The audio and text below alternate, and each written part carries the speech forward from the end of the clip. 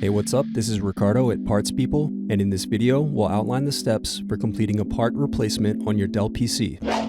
Visit our website and use this coupon for a 5% off discount.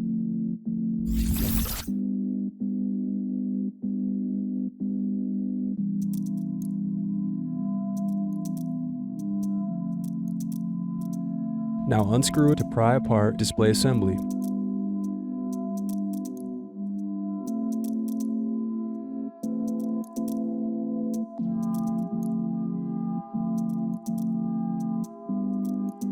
Next, disconnect and remove display assembly.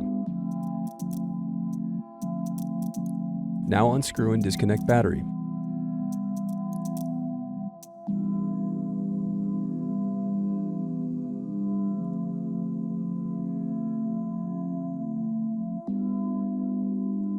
Then disconnect cable.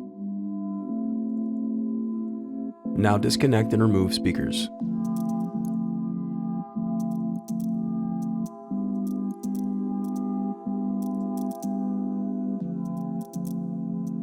Thanks for watching. Don't forget to like and subscribe if you enjoyed this video.